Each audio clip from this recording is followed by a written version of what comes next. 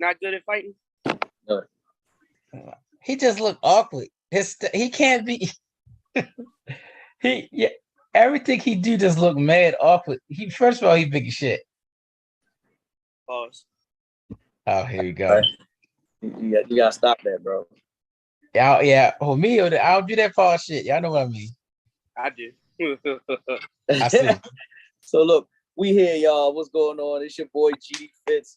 BSN Presents Fantasy Football 2022 preview, where we're going to discuss the nuances of fantasy football. I got a couple of fantasy football champions in the building. First and foremost, I got to give it up to the first BSN fantasy football champion, my guy Jamal. We call him Fake Maul in the group, but that's my guy right there. As you can clearly see, he tried to show off his little background real quick because he's got the first inaugural championship. Then we already know this guy right here has been dominating for the last 3 years in the upper major leagues of BSN fantasy. He's got his drink in his hand. My guy Joel, what's going on? How y'all doing, gentlemen? How y'all doing tonight, man? Good. I forgot it was 3 times. So I was like, damn, it was 3 times. Hey. He don't want 3 of them in a row, bro. We gotta stop him this year. We gotta stop him. I know.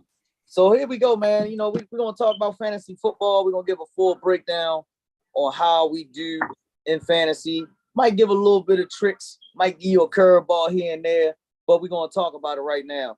So in fantasy football, as we all know, it's the hottest thing going. This is the year when the male dominant figure in the household gets his time in the man cave where he can sit down and he say, yo, I'm about to enjoy sports 100%. Football season is here. We in week 2 of the preseason right now. We're going to discuss a little bit of that. But in fantasy football talk, I need y'all to break down what's y'all thoughts on how we do fantasy football. And I know for me, speaking for me, QBs, running backs, wide receivers, tight ends, the flex position, you get so many points. That's what I like about fantasy football. And it keeps you engaged on all of the games. It makes you want to go out and buy the NFL League Pass. You know what I'm saying? So give me a breakdown on what's y'all thoughts right now, bro. Anybody, either one of y'all can start. Go ahead, champ. All right. Well, I mean, fantasy football is just, it makes me love football even more. Like, I love football, but it takes the love to another level between playing fantasy football and gambling on football. Man, I got 2 fucking TVs in my living room just for football season, man. Just so I can watch the Ravens on one TV, and I got the Sunday ticket on the other screen. So I got every single game that's on at all times. I'm trying to get a third one, like a smaller one, in the living room too. I'm fighting my wife on that now. But it just takes my love of football to another level, man. I'm just like engaged. All my vacation time from work, goes to every Sunday during football season. Every Sunday. So I just love fantasy football, man. It's the competitive nature in it, you know. I don't play football, but it gets me tapped into games I wouldn't even care about, you know. It has you watching that Jacksonville versus Detroit game, right? Right. And I'm about to say, is it a game on now? Yeah, it's a game on right now. But look, even in preseason, we could talk fantasy football because if you're really addicted to the gambling part of it, they're doing it right now. You know what I'm saying? So it's crazy. I don't do gambling on preseason though, but I was like, yo, you don't even know how long they gonna be in, but that's the whole trick. That's the beauty of it, right? That's the trick of the trade, man. So Jamal, what's your thoughts on fantasy football, bro? Well, you know, it does take it to another level when you win the gamble. The camaraderie amongst it. You know, of course, if you're going to be BSN, you know that Devon and Bruce go at it all day long. Like, it might spill over into Facebook, but like chat wise, it's entertaining. I like the shit talking aspect of it. Mm-hmm. It's difficult now since I be at the games all the time, so I don't get to see all of the games. But I'm thinking about getting NFL Plus, see how that go, because they got the little 45-minute replays. So that should help me. That should help me. You know, I'm great in DraftKings. I'm like all around fantasy football guru. Okay. I want to say guru. That's your word. Oh, that's great word. That's me, baby. That I'm is the your guru, word. baby. So, Uh, and look, this my whole thing with it, man. To me, obviously the gambling that makes it a thrill for you because now it makes you want to stay involved in it all year round. I know when I first started, we just did it for fun, and it was like right. you get bored After after a while. yeah. You know, so but when you start adding that mix of you got a chance to win the whole pot or even get most points like we do in our leagues, it really makes you say, you know what, let me focus on this. Like even to the point, something that we dealt with this year when we saying, man, we got to change the way that we get the waiver wire and the claims and free agents. They say, yo, change it from being at 5 a.m. Some people will get up early because they want to get that money. You know what I'm saying? So that's part of the game. That's part of the game. The early bird get the worm. But I get it, you know what I'm saying? Because you want to make it a competitive, even field for everybody. But when you got that drive and you want to go get it, you're going to go get it, you know? So that's what I like. I'm going to ask this question. We all been in a bunch of fantasy football leagues. I know myself, I average about 5 a year. What's your average on leagues in fantasy football per year? At least 3. Minimum of 3, okay. What's yours, Joe? Yeah, my minimum 3, but my average since I've been playing about 5. Mm-hmm. So I know me, I try to average 3, but everybody, yo, Greg, get in this for this $20 joint. All right, cool. I'll do a real quick $20 joint for fun. Right. Yo, let me get in this one real quick. Yo, we doing this one for 50. All right, cool. I'll get in that one for fun. But the big boy league is the BSN as well as the Joel Battle. What is it called this year? Battle what? Battle Bowl. I took it Battle back. Battle Bowl. Keep the wrestling in us, right? You can keep the wrestling theme in it. But those are the big boy leagues, you know what I'm saying? Draft could be the lethal lottery. Hey, look, I like that aspect of it, though. It's fun. So, yeah. Quick question. We're going around the table. What league would you prefer? A PPR league or a standard league? PPR. Definitely PPR. Like, it's no question. Wow. Who doesn't want points per reception, though? Like, I'm trying to think. I was in somebody's league. It was gambling, of course. Then I found out they ain't had PPR. It was crazy. I think my $600 league like that. I think the $600 league is like the opposite of BSN league. It's like defensive minded. Mm-hmm. It's like you get a half a point for. Joe was in the league with me because I won the minor league to get in our advance. Was that the Yahoo joint? Yeah, but me and you was in that, and it was like the scores would be like 72 to 86. Low. But on a flip side, unlike our league, they trade every week. Like I literally had like Mike Davis saved me last year. James Robinson had to flip them again. Had to get rid of Devontae Adams. I got to the finals, but I lost. Like, I mean, I think that league, I won like $1,800. But like, it's funny when people talk about the injury because last year, injury wise, I don't know how people survived. Like everybody was getting hurt. Right. Right, Joe, what's your thoughts, bro? What's the question? The PPR standard. Oh, it's most definitely PPR without a question. PPR just adds a whole nother aspect to drafting. It makes players more compatible. Because back when I first started, your running backs ran the game. If you had top tier running backs, you was winning without a question of a doubt. We talking about like Charlie Garner. That's how long ago I've been playing, yo. I ain't been playing that motherfucker long. Yeah, shit. Like, it's just that it makes you question, yo, do I take a wide receiver? Do I take the number 3 wide receiver over the number 1 running back or something like that? You know what I'm saying? So it's actually a debate between Cooper Kupp and Christian McCaffrey right now, even though it's really not. But yeah, I would say I don't see how you can do that one. That was just the first running back. Oh, that's actually a good little breakdown. Why do you don't think it's it wasn't close comparison? Why I don't think it's one? Yeah. I already know why you would say what you could say, but go ahead. On that way. It's because Christian McCaffrey probably gonna have the most receiving the most catches out the backfield as a running back. Mm-hmm. So that'll know me taking any wide receiver over Christian McCaffrey. That's just me. But then see, and that goes into our next little point that I'm gonna go into a couple of questions down, but I'm gonna save that for later though. But I get where you're going at with that. But to me, I always say fantasy football, PPR, standard. I would definitely love PPR over top of standard. But at the end of the day, it's kind of like you're still drafting based off of who you know is gonna be dominant.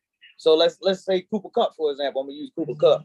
You put him in a standard league, he's still gonna dominate because he's gonna still get his numbers. You know what I'm saying? Based off of the way that you set up your scoring. And this is why I like with your league, what you're getting ready to do with the adjustments that you can make on your league. Even if it wasn't PPR, if you wanted to make those adjustments, let's say every 10 yards it gets a point. You can make those adjustments in sleeper on the sleeper app. That's why I'm like, it don't really matter as long as you got a dominant player. So, but I prefer PPR, but it doesn't matter in my opinion. But I think it comes down to having depth too for your line, because if you draft in standard, once you get to them digit rounds, not drafting for this person might get this amount of catches, but how many yards is he actually going to get you? He going to get you right 7 receptions for 36 yards, and you getting 3 points. That shit phony. You know what I'm saying? So it adds depth later on to the draft. Well, that's why PPR is the way that everybody goes. We all go with PPR. We always think that PPR is the best. Yeah, I actually thought PPR was the standard because I'm trying to think back when I was on CBS, like I said, with Charlie Garner and Donovan McNabb and all them was killing, and Larry Johnson. I think we had PPR back then. I always played with PPR. You went back to a classic right there. Larry Johnson was Priest Holmes before. That 2-3 years span, he was dominant. He was dominant right there. That's when I first started playing fantasy football. Was Larry Johnson and who was the running back in Philadelphia? Jamal Charles came after that, I believe, after Larry Johnson. Yeah, before Johnson, it was Priest. Priest Holmes, yeah. Priest Holmes. I think who was the running back in Philadelphia? Because Philadelphia, Donovan McNabb used to kill back then. It was what's his name? Brian Westbrook. Was it Westbrook? It was Westbrook, right? Yeah. Westbrook. Deuce Staley was there, I think, before him, right? Deuce Staley was, yeah. Deuce was there before him when they went to the Super Bowl. That Deuce was the back when they was always in the NFC title game and couldn't get to the Super Bowl. Right. And then all of a sudden Westbrook became the guy. Hey, mama, what's going on? What are you doing? Hey, having fun. That's good. Look at that. We got 4 babies. What's going on? We here on BSN Presents Fantasy Football Preview. That's how you do. Look, when you're the champ, you got all the privileges and all the love. They all come right to you. You got 3 championships, man. This guy, he's dominating.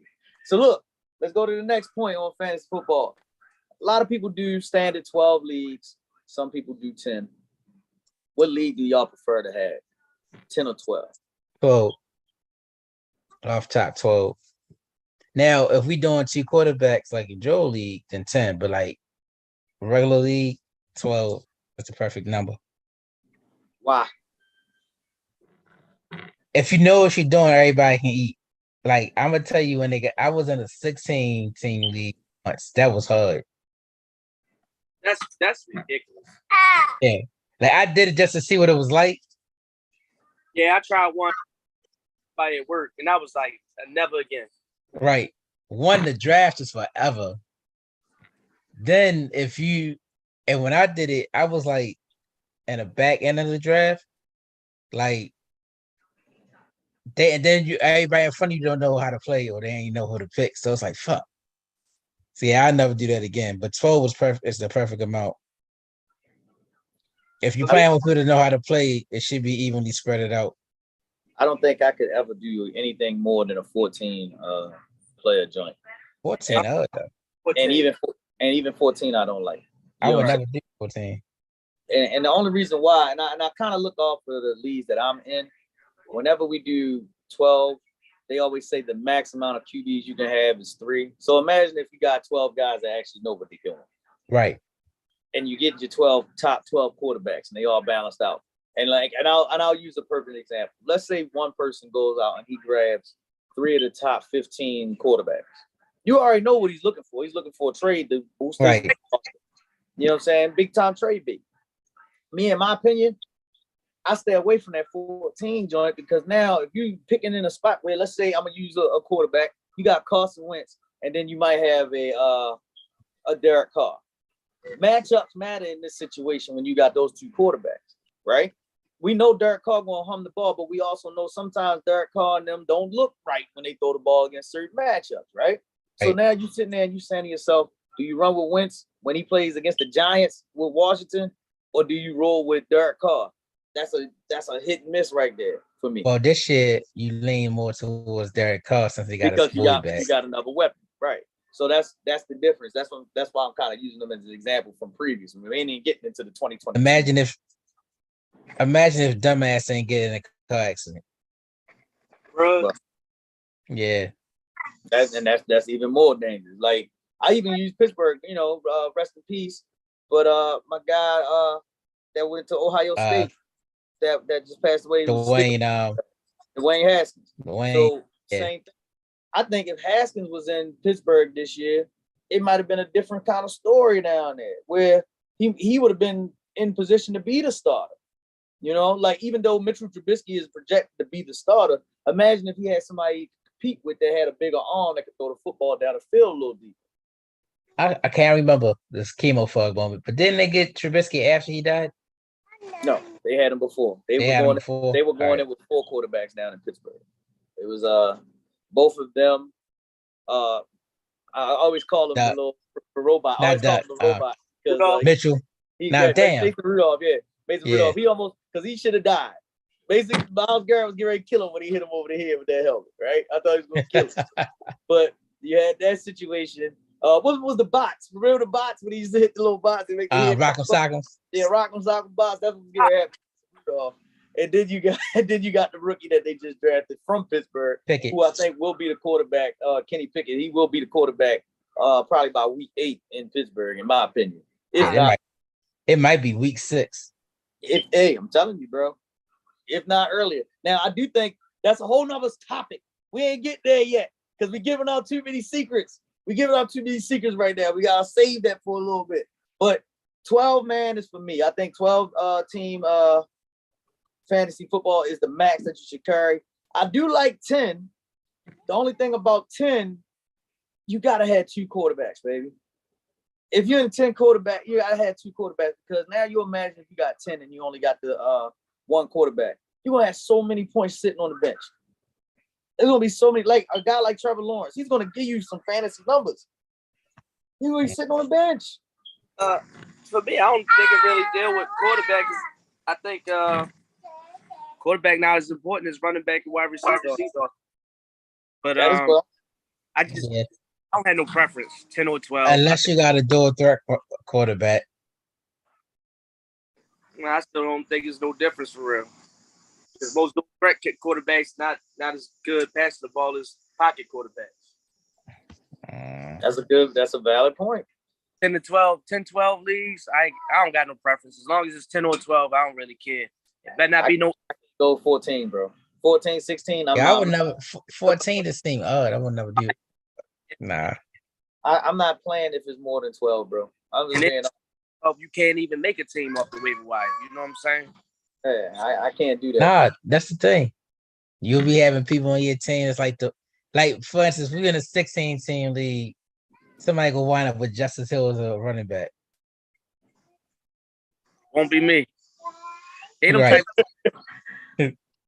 on my starting lineup, and I'm gonna leave the fucking draft. Yes, man. So you out if that happens, huh? Yeah, I'm not doing anything more than 12. That's funny. That is funny. So now, let's dive right now into it. I'm gonna start from the back, pause, and we're gonna work our way up. So when I say this, tight ends, I'm going positions. Tight ends in fantasy football. How important is it to have a top 5 tight end in fantasy football, especially in a 12-team league? Well, on a scale of what? Well, a scale of. I don't think it's super important as long as you got a consistent tight end. Okay. Because for you know where I'm going at about that. You know where I'm about to go at with that. What's my man that used to get I used to get if everybody took the tight ends. Kyle Rudolph, I used to get him all the time. He used to give me at least 8 to 10 points a game. Well, I'm thinking about draft games, but he used to give me enough points to last. Cause I mean, has Kyle Rudolph ever been considered a top 5 tight end though? no, he never. But I just would look for somebody consistent if I couldn't get who I wanted. Okay. What's your thoughts, Joe? Completely. I'm different, dog. So 12-team league. Yeah, tight end is important.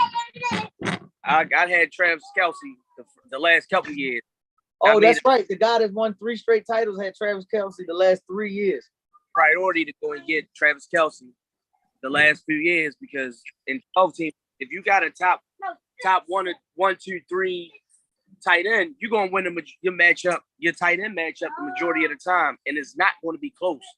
And you might have a 12-point to a 3-point for that week. So they give you a 9-point advantage in that. So if I can be pretty much average on the rest of the positions, that's going to balance me out. I'm going to get that dub. So in the 12-team league, I'm going to prioritize tight end position. That's going to be if I'm going to prioritize it. All right, I got a question on that. Talking about Kelce. Since Hill gone, they might put a corner in, they might double him up because I don't think nobody really worried about Juju. Yeah, unless my man come back. It's definitely different. Yeah. So that's a little dangerous. I'm gonna say this because I'm a tight end junkie, right? I love the tight end position for football because they dominate points. And like I just said, when you got the top 5, dude, that's like having an extra wide receiver. Difference maker. Yeah. So imagine, I'll give you a perfect example of what I'm talking about. Old school. Jason Witten. Jason Witten was a top 5 tight end because Tony Romo always made sure he had 13 targets in a game. So in a PPR standard league, if he's getting 10 catches of 95 yards and a touchdown, that's a big day at that position because he's a top 5 tight end. You want that. And that's most quarterback safety blanket is a tight end. So and Kyle Rudolph used to give me a lot of touchdowns, and he usually got 5 to 7 catches. So that's the difference in a top 10 guy and a top 5 guy. So if Rudolph is a top 10 guy and he give you 5 catches back at then 6 yards and a touchdown, compared to a guy that's giving you 10 catches, 100 yards, and 2 touchdowns, I'm gonna take the top 5 guy because I know that the whole position changes after those top 5. Like, go ahead. Got the potential to break that big play too. So if you're in the bonus points or something, that makes a difference. You got big play tight end potential. That adds a whole nother aspect to that position right there. And when I see all of that, I'm looking at the dynamic of the 5 guys that we all consider the top 5 tight ends in the league. If you got a Mark Andrews, a Kittle, the Kelce, I'll even go with Waller, and then Pitts. If those are your top 5 tight ends, you know they're getting all of the targets and they got the potential for a big breakaway. Y'all stole Waller from me. A lot of people stole Waller. A lot of people stole. Yeah, I was so pissed. So y'all niggas ain't like him when he was the Ravens. I knew he was nice then. He never could get on the field. It's hard to get on the field when you playing behind 3 other tight ends. That's better than you. Yeah, I know, right? And you get high. And that too. But that's why I'm asking that question. Is it a priority to have a top 5 tight end and not just a quality? That's why I think it's a medium priority. Cause see, let me ask you this.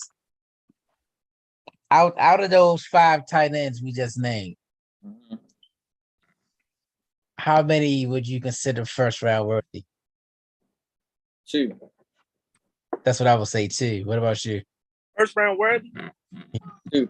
Only because of the teams that they both play on and the priorities that they use. I'm considering any of them first round this year. No, I'm talking about previous. I ain't even getting. Yeah, we ain't talking about this year. Previously, just Kelce. You said Kelce. See, I always said 2, and the reason why is because I look at the targets that Andrews got. I was because like a number Kittle. one. Kittle might have he not always involved. Not that it's his fault. Like it's just the quarterback play, but that big play potential for him. That's his whole benefit is the big play potential.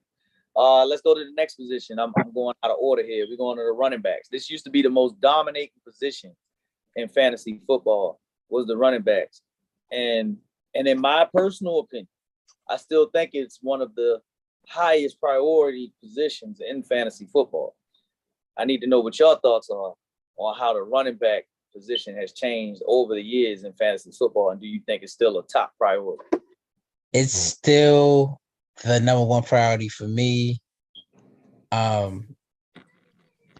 They basically score the most points. I mean, you gotta look at your dual threat running backs. Let's go. I was about to hit a pause moment. Let's go catch a lot of balls. Pause. This guy's disrespectful to him. Yo, what are you drinking over there, bro? You're being real disrespectful tonight with the shit you saying, man. Right. Stop, bro. You gotta stop. It looked like it's Jack. You paused. That's good. You did pause it though. You paused it early too. Pause. Yeah, because I ain't feel like hitting nobody's mouth. But yeah, I mean, the top priority to me. Yo, so for me, it's important to have a running back. Shit changed though, because back in the day, if Jerome Bettis would be a top running back, just right. Count on him getting that ball 25 times. But it ain't the same. If you can 15 rushes and 10 receptions or 10 targets, that still puts you up there. So, fantasy don't really reward workhorse backs anymore unless you're Derrick Henry and you're just a fucking animal. But definitely important for me to have a top 10-ish running back, except last year because I did it. I didn't think I grabbed running backs. It was like 5th or 6th round, some shit. Yeah, and I was like, "What are you doing?"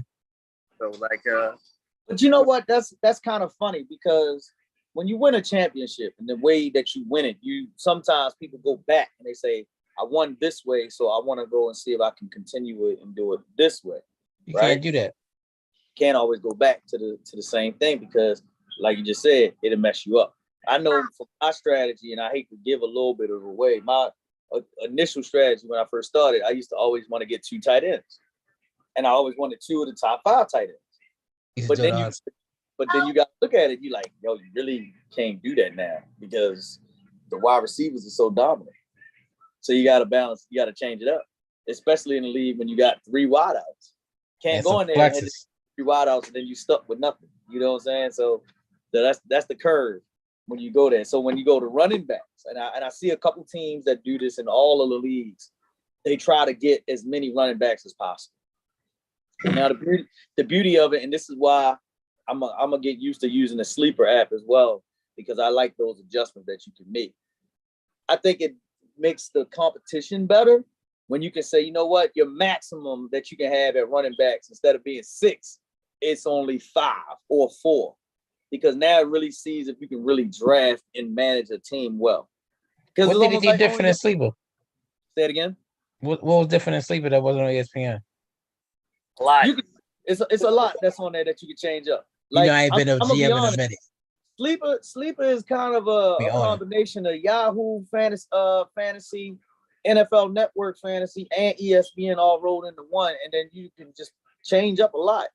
Like it's a lot. And I'm literally looking at it like, yo, I might use this app next year. But yeah, but that's a whole nother discussion because you need apps like that because it gives you who's going to really focus on their team. That's the whole purpose of it. That's the whole purpose of it. Here's another thing that changed. It's a new era. It's a lot of teams with 2 running backs. Mm-hmm. Going back to this workhorse. That's the important. Yeah, you gotta know because I already know it's 2 teams. Well, I ain't gonna say the teams because I'm not getting away who I'm thinking about. But I think it's you saying it's 2 teams. I'm gonna be honest with you. I think it's 6 teams out here that's getting ready to do that, and they're gonna be dominant in fantasy football with their running games. I ain't gonna give them to you. No. It's 2 teams that I'm particularly looking at. I know it's more. It's 6. I think it's 16. We all know Baltimore is one of those 6, but that's not what I'm thinking about. By committees? I think it's 6 teams that's going to be heavy on running back by committee. So you're looking at like a team like Denver. They got Javon. Yeah. Then you're looking at, even fringe teams, middle of the pack teams like the Jets with what's that, Brees Hall and what's the rookie from last year? And Carter. Carter last year. Bill with Robinson and ETN, teams like that. Definitely. And I wanted Travis Etienne in late rounds last year. You know what's funny though, with all that being said, I still think like teams like Jacksonville, they're gonna shock a lot of people scoring more points this year. I really do think they're gonna score a lot more points, but they're still Jacksonville. So that's gonna be the team that I'm gonna talk in a subject later on how we can actually grow those kind of teams. But back into the running backs, is it good? That's a lot. That would be good at over under. Is it good to get a top 5? I'm sorry, not a top 5. Is it good to get a top 10 running back early in the draft, or is it okay to get quality depth later in the draft to allow your team to still have good quality depth? That all depends to me on the flow of the draft.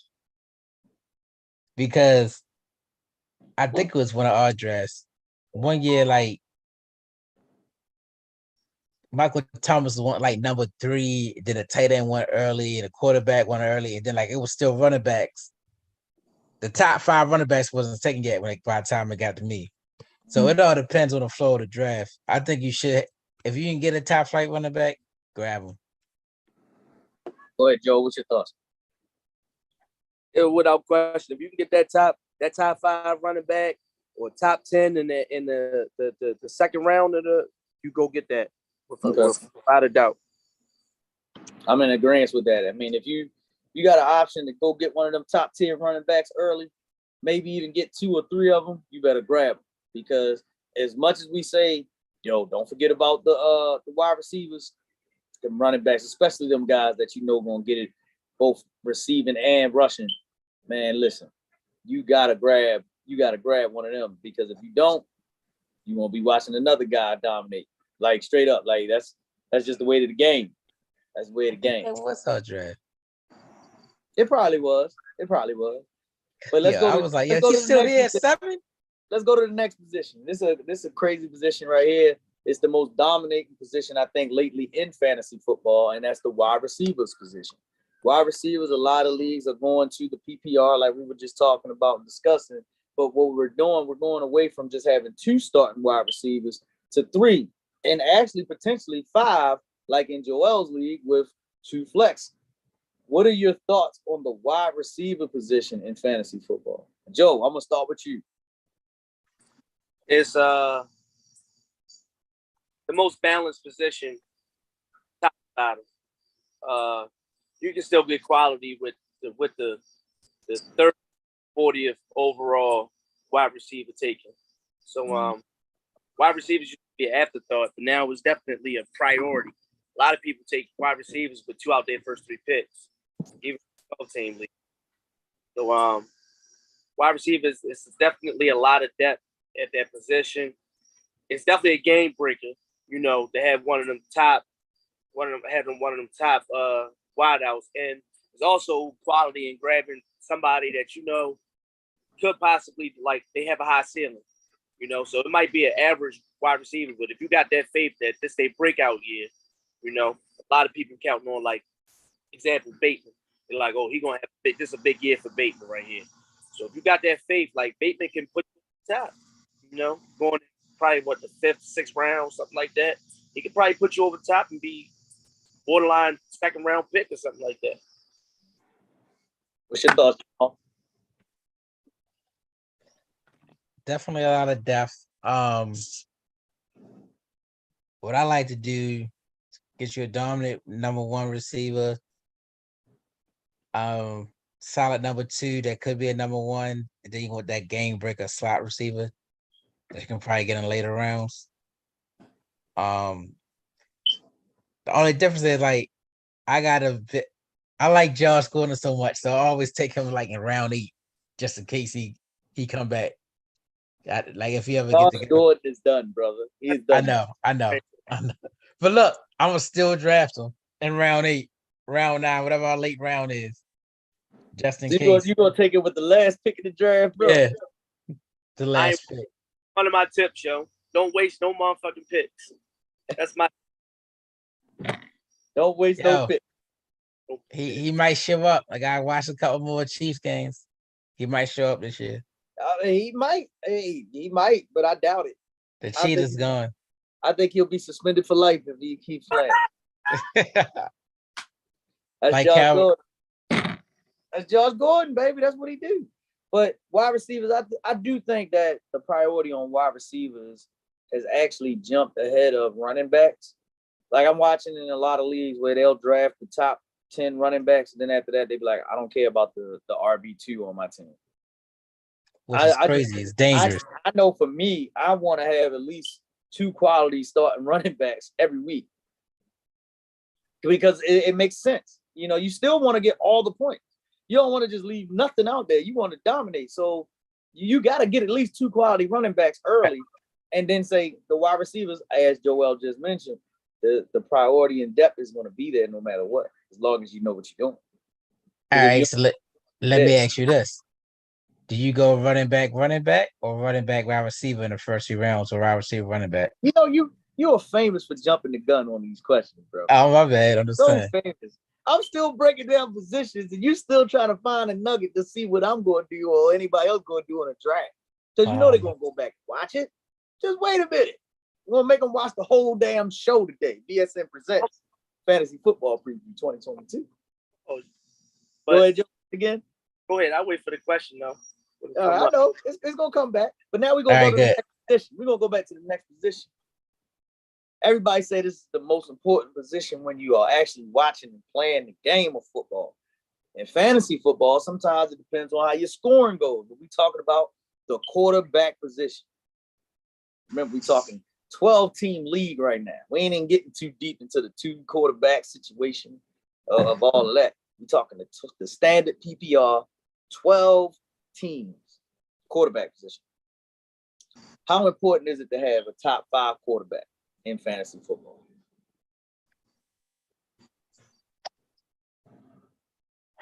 Because I'm going to start this one. Because I'm going to go here, and I'm only going to base it off of this league. Yeah, I'm going to say in our league is different.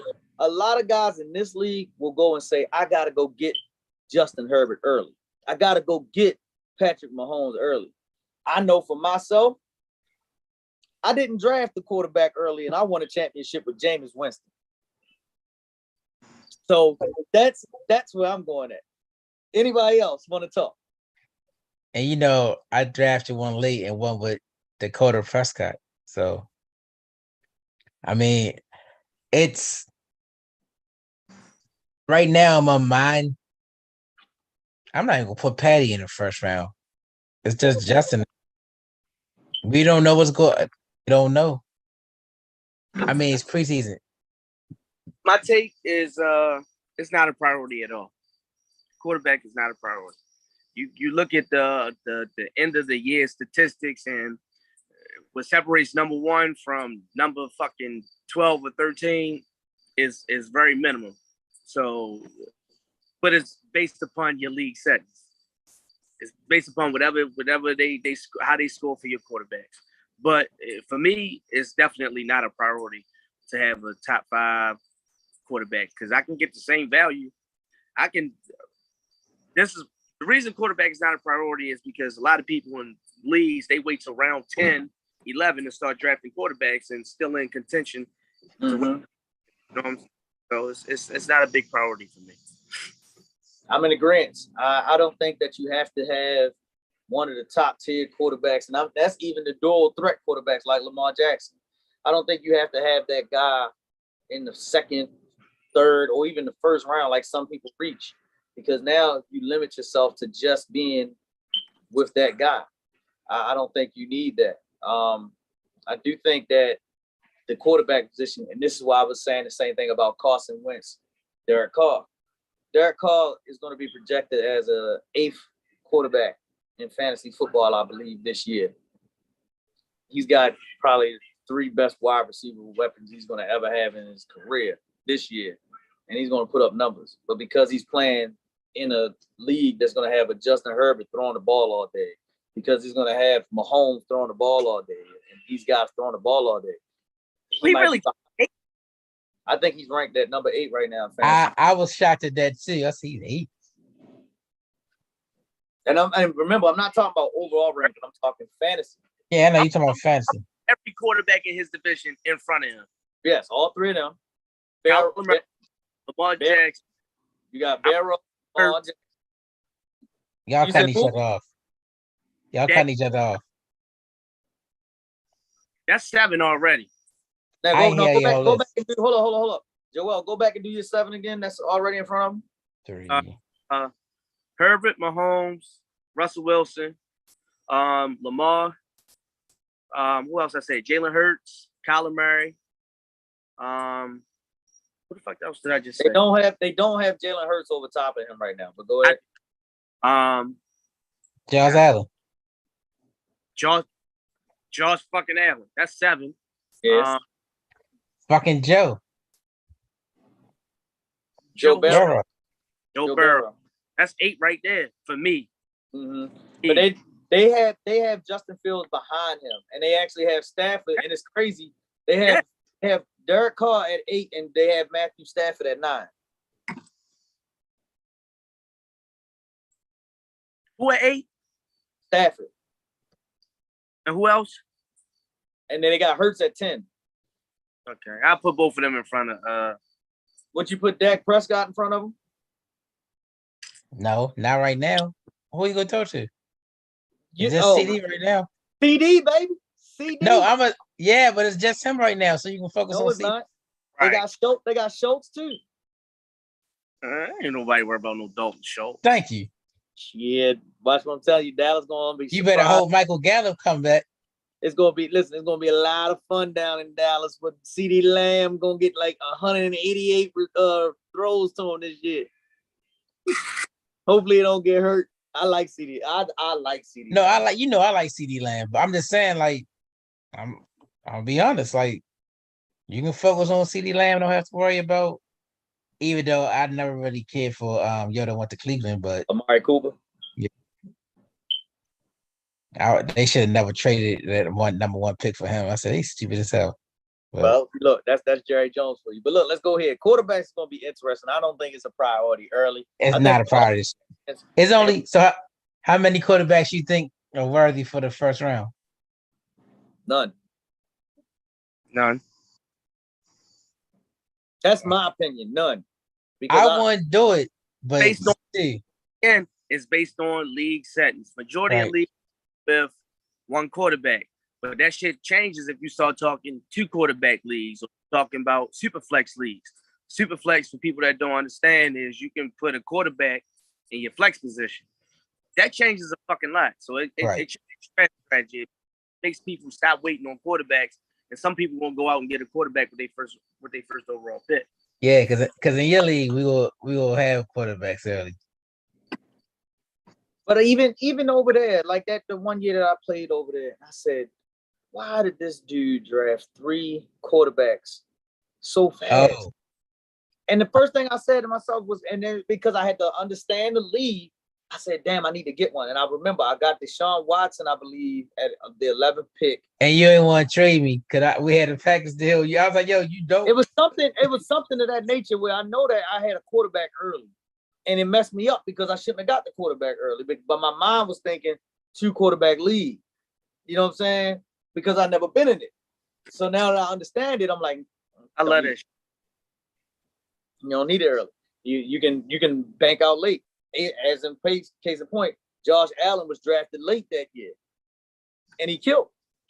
So it's no need for a quarterback early. Now I will say this: if you are in a league where you can get those 3 quarterbacks like we were talking about early, and then you can use that as trade bait, yeah, that might help your team out. But if you ain't drafting well, it's retarded. Say it again, Joe. And I hope whatever league that is, people actually trade. But that's the problem. So like, if I'll use our league for an example, player last year drafted 3 quarterbacks in his first 4 picks. He made a trade with one of them, and then he was still stuck because he had nothing else because we don't trade in our league. He knew that. quarterbacks with the first 4 picks, yo. Rash. You don't remember that? He had Russell Wilson, Justin Herbert, and he had somebody else. He made me mad because I wanted Justin Herbert. Russell Wilson. Herbert. He had called, didn't he? He didn't get called? What round did he draft Cole Beasley in? Oh my God, that was the last pick. Damn, Cole Beasley. Fantasy pick, but not. It was his last. You sure it was his last pick, yo? No, it wasn't. He got him early. Early as fuck. He got Cole Beasley early to watch. He did. Eddie was beefing back and forth that day. Right. Yeah. They was beefing over if his team was gonna make the playoffs. If his team was gonna make the playoffs. And he tried to defend the Cole. He got Cole Beasley earlier. Yeah, he did. He got him in the I think in the 7th or 8th round. No, he got him earlier than that. Because when he did it, I was like, yo, he got Cole Beasley. He did draft Cole fucking Beasley though. That was crazy. I think yo got him like 5th round, yo. I couldn't believe it. He drafted Cole Beasley. Cole Beasley, top 10 wide receiver. That was bad. That was bad. I don't know what he was thinking about that one. But with that being said, let's go. He probably was thinking about defending LeBron, and then that just clouded his judgment. But I'm not going to go too deep on kickers and defense, but we can talk about them real quick. Kickers and defense. What's your thoughts on kickers and defense? Justin Tucker. Oh, go ahead, Jamal. After Justin Tucker and Bucker is like whoever. Oh, Mason Crosby sometimes. I disagree with that. I can't think of anybody else right now. Shorty from Cincinnati is basically baby Justin Tucker. I like him a lot. McPherson, I think his name is. That's his name. I think he's solid. I even think Shorty from the Raiders is very solid.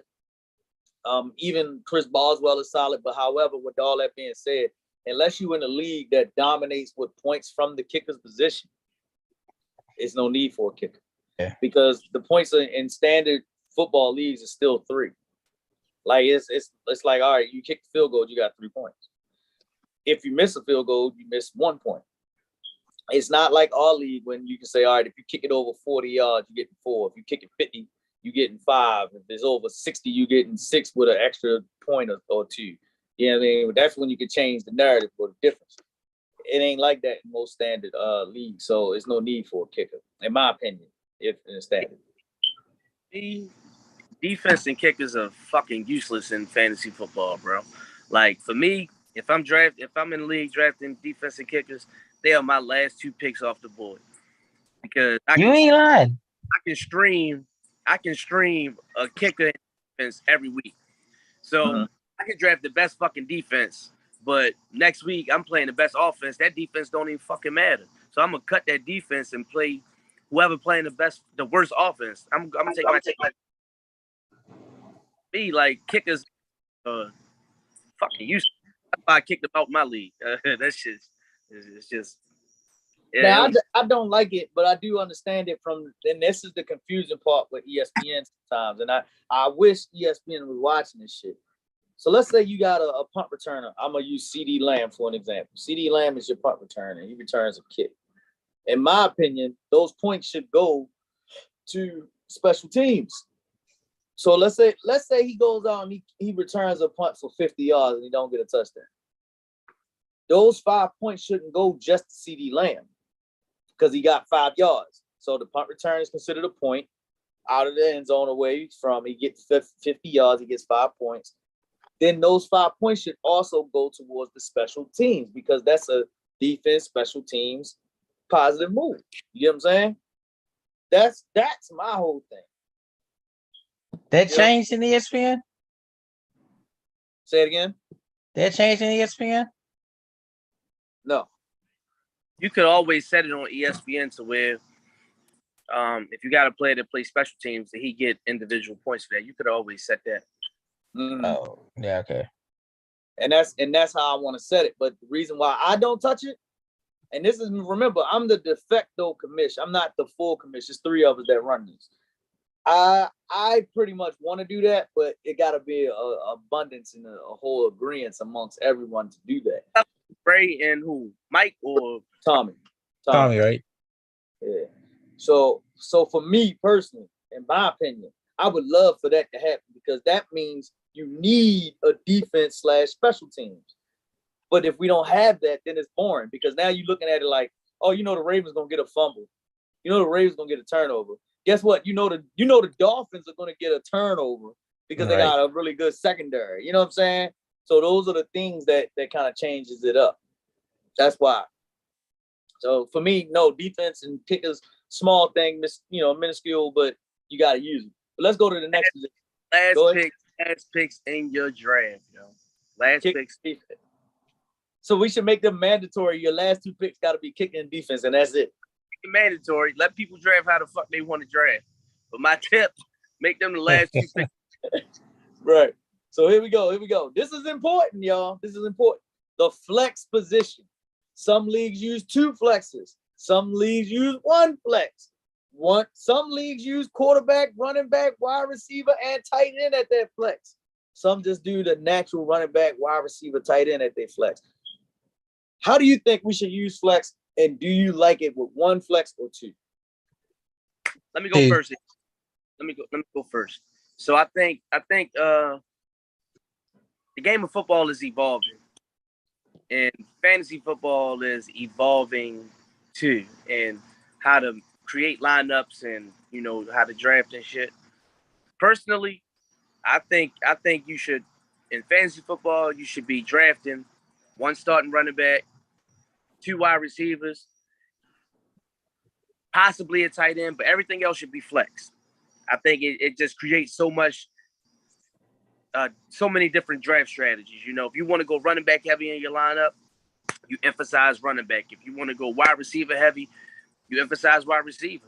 So I think it should just be you open to how you draft and how you want to draft.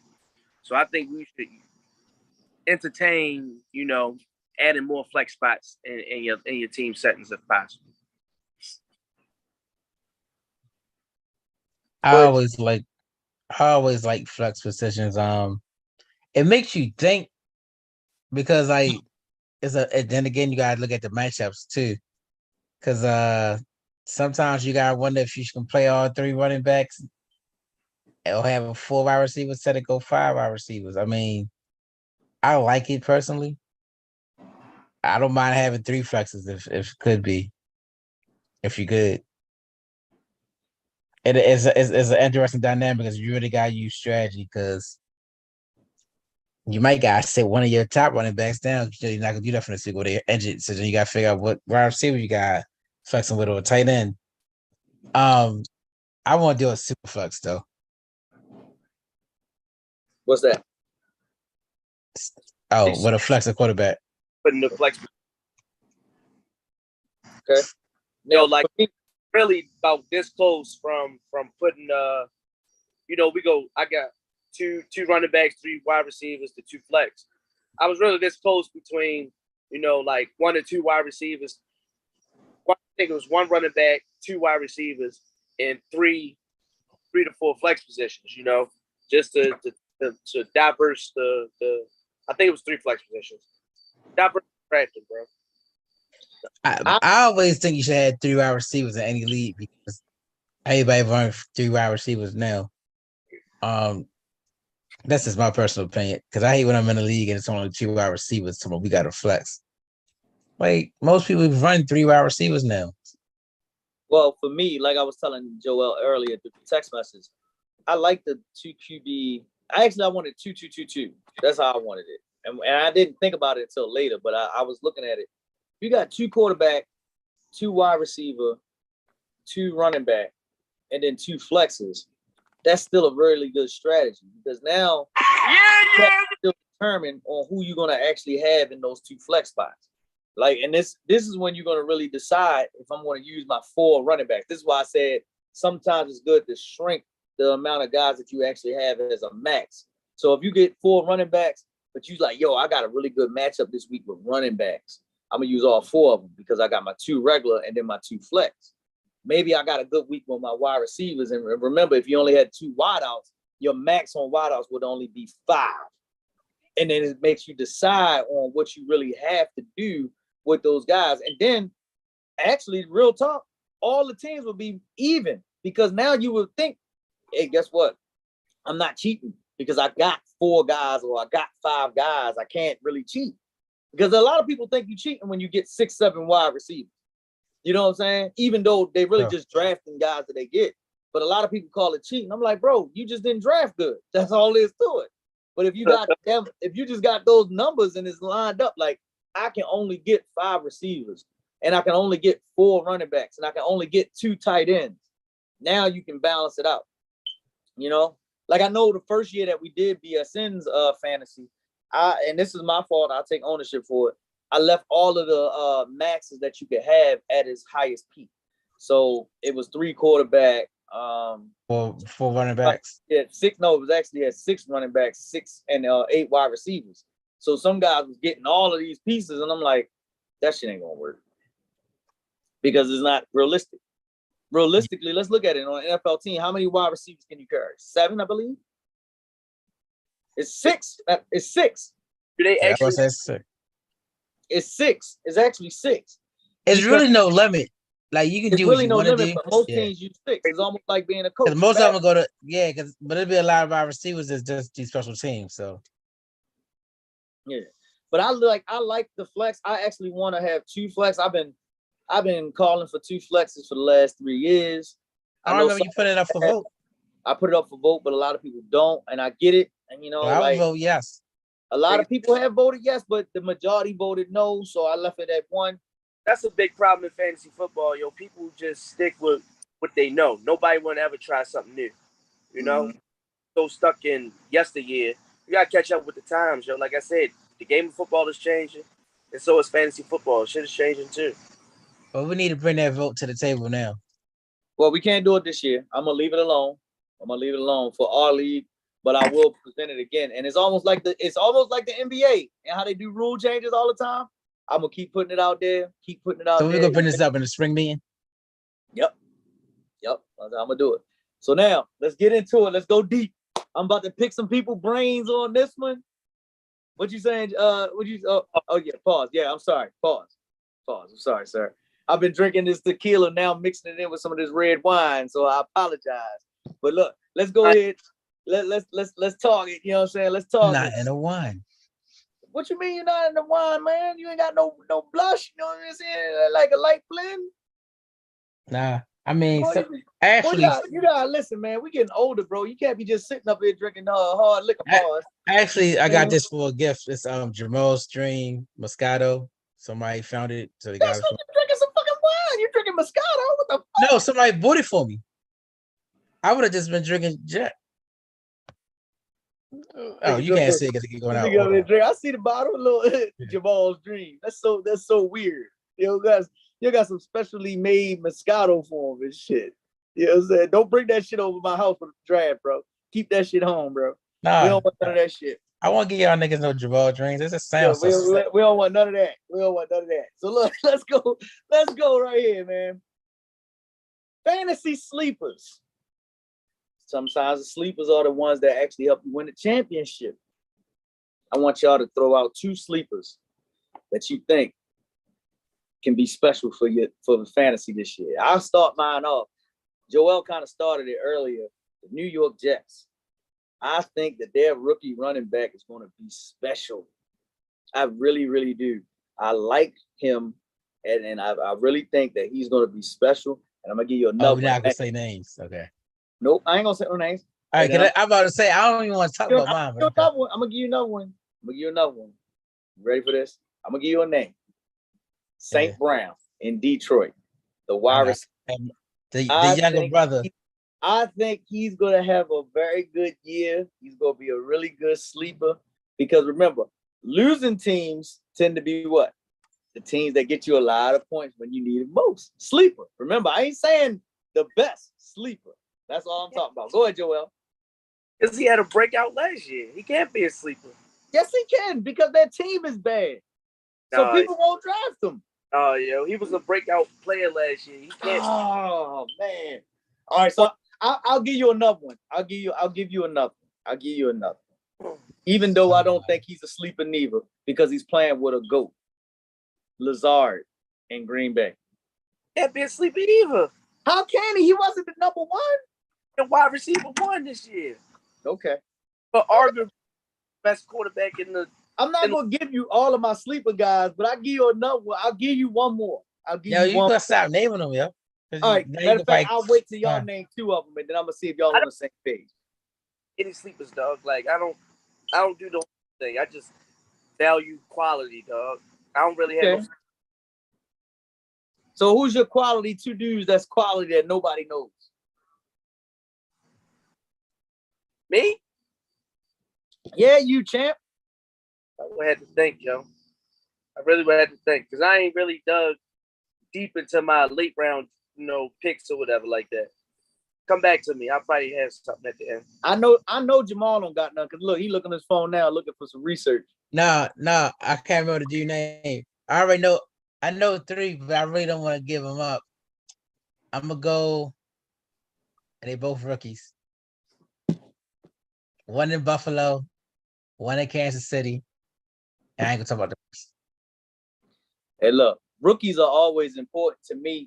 Like the last couple years, and it's funny because it might hurt me, but the last couple years, and I kind of draft the same way in all my leagues. But I like getting the rookies because they are the unknown. They are the real sleepers because nobody knows what they're gonna do. So when I look at rookies and I say it depends on what spots they're gonna be in. Like I'm looking at Drake London in Atlanta. I think he's gonna be a quality player. I think he's gonna be quality because he's gonna be the number one wide receiver on the team. He's the number one wideout on the team. So he's a guy that I'm looking at. I'm looking at guys like AJ Brown making his move to Philly. I think he's going to be prominent. You know what I'm saying? And it's going to open up so many doors for Devontae Smith because now you're going to have big body AJ Brown that's going to be able to get the ball hard. So, those are the things that I'm looking at over there. Joel, I see your wheels turning, yo. Well, I see your wheels turning, baby. What you thinking about? Talk to me, bro. Just trying to think of a sleeper, yo. Like, ain't nothing popping up in the head. And of course, I've been drinking and shit, but ain't nothing really popping off in the head. Mm-hmm.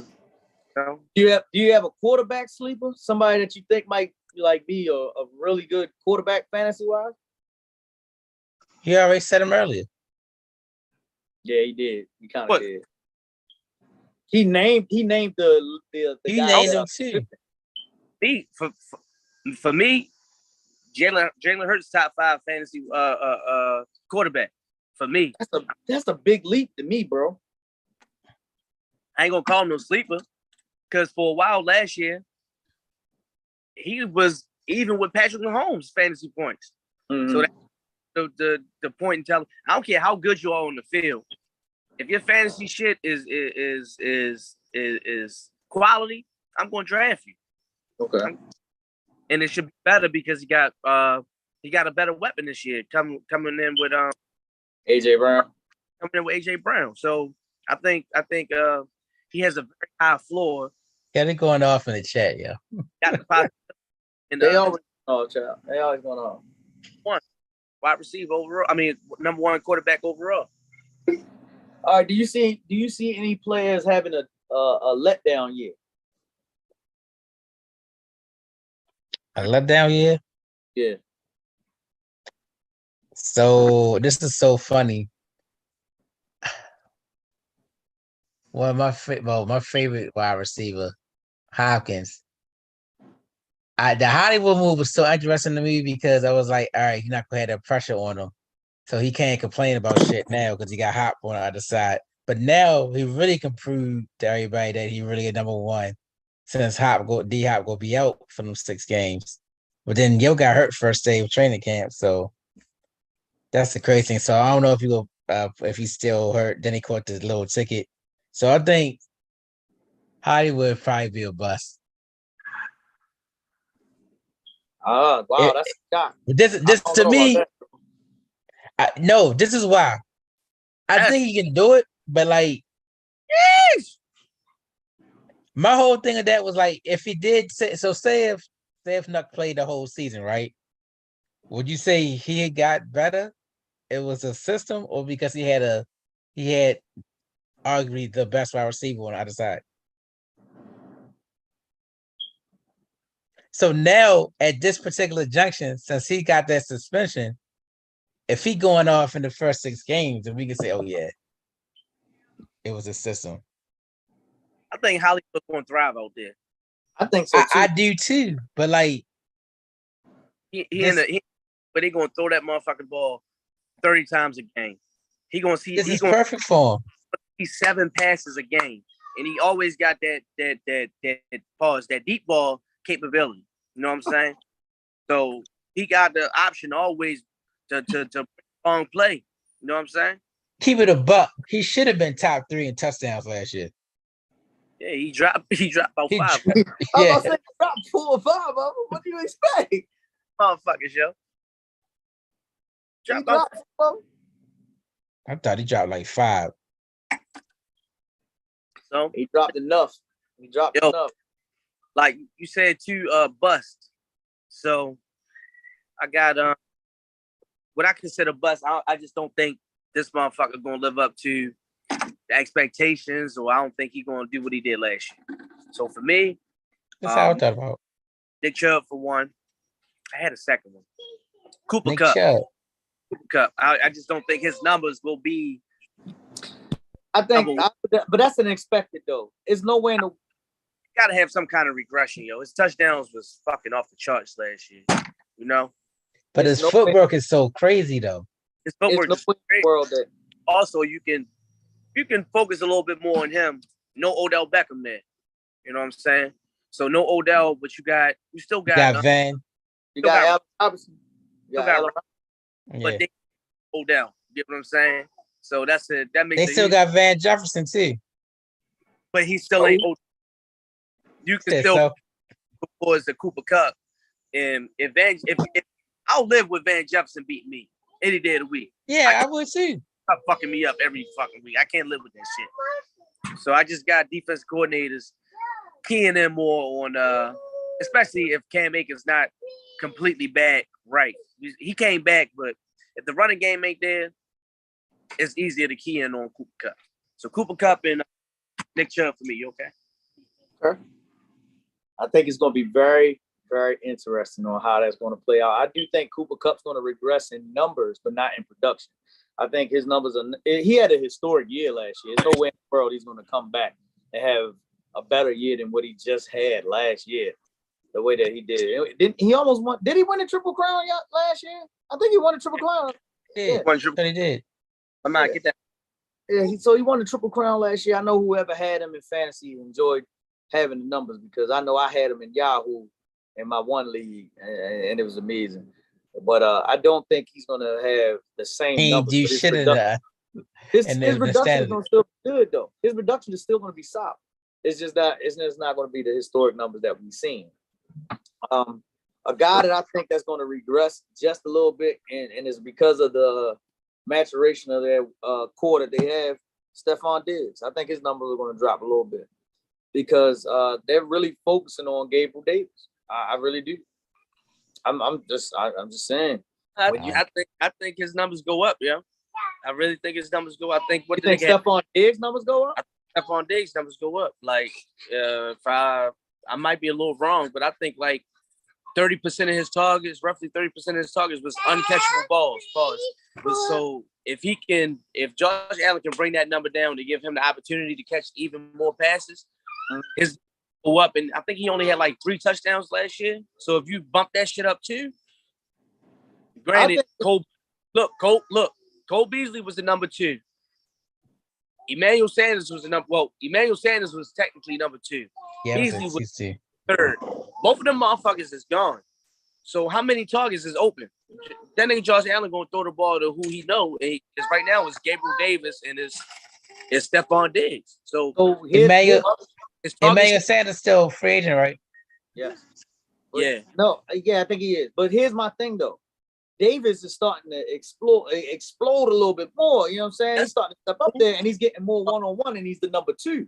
So I think his numbers go up while Diggs' numbers come down. I think both of their numbers go up. Yeah, I think they go up too. You losing who you losing. You know, you losing your second and third wide receivers, so your number 4 bump up to number 2. You give that man the option to catch more passes. He going up, yeah. He a top 5 wide receiver for me.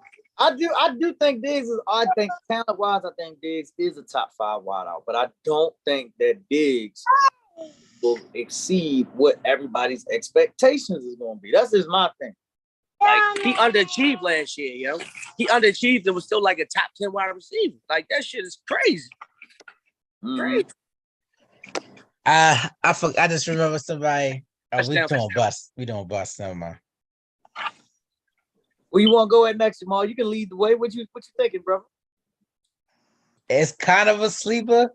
I'm gonna put a shocker. I'm gonna put more so of a shocker. I don't want to say sleeper. I think Baker could go. I think Baker could go off in Carolina with Robbie Williams and DJ Moore? Yeah. DJ Moore's always been consistent. But before he always been consistent, but like Robbie. Hold on. Before we go too deep, pause. Pause.